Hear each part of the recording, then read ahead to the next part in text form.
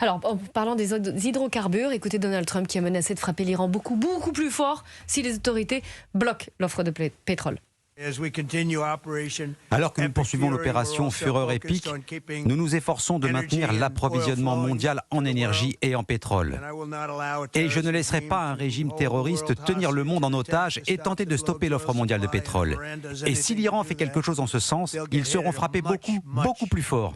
Je vais éliminer les cibles faciles. Nous les éliminerons si rapidement qu'ils ne pourront jamais s'en remettre. Jamais. Un des porte-parole des gardiens de la Révolution a dit que les forces iraniennes n'autoriseraient pas les exportations de pétrole de la région vers les pays alliés des États-Unis et d'Israël tant que la guerre se poursuivra. Sébastien Ligné. Il y a quand même un angle mort dans la stratégie américaine depuis le début de ce conflit et je trouve que c'est assez bien résumé dans les propos de Donald Trump, c'est qu'il nous explique finalement on ne laissera pas les réserves mondiales et le trafic pétrolier mondial être gérés par un organisme terroriste, donc à savoir évidemment le régime des mollahs. Mais dans ce cas-là, il faut aller au bout de la logique. Il faut dire, bon, bah, concrètement, nous allons intervenir sur le sol iranien pour renverser le régime iranien et pour mettre au pouvoir des Iraniens qui sont plus à même de discuter avec les Américains et les Occidentaux. Voilà, ça ce serait une position claire. Aujourd'hui, ce n'est absolument pas le cas. On sait, quand on lit la presse américaine, que Donald Trump aurait confié à des proches qui n'étaient pas totalement opposés à une intervention militaire au sol des troupes américaines pour potentiellement renverser le régime. Sauf que là, ça implique des conséquences beaucoup plus majeures pour la région et aussi pour les Américains. Donc on a un petit peu l'impression qu'il est dans un entre-deux, qu'il pensait certainement que les frappes et la mort de l'ayatollah Khamenei suffiraient à mettre fin au régime.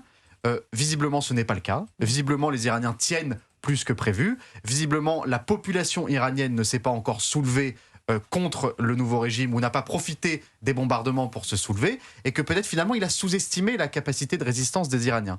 Ça risque d'être problématique si ça continue pendant plusieurs semaines. Écoutez justement l'analyse de Nicolas Goldberg, expert de l'énergie chez Columbus Consulting, sur la stratégie iranienne sur le pétrole, parce que c'est une des clés que l'Iran a en main. Il était ce matin sur Europe 1. Les Iraniens ont bien compris quelque chose, c'est que Donald Trump n'a pas intérêt à ce que les prix à la pompe s'apprécient aux États-Unis. C'est plus automatique en Europe parce qu'on n'est pas indépendant sur notre approvisionnement énergétique, mais aux États-Unis, le pétrole et le gaz, c'est une ressource locale. Le WTI, donc l'indice de pétrolier américain, est monté, et ça, c'est ce que cherchaient les Iraniens pour dire aux Américains ce que fait votre président, là, il faut s'arrêter. Et ça, Donald Trump peut y être sensible parce qu'il y a les midterms, les élections de mi-mandat qui arrivent en novembre.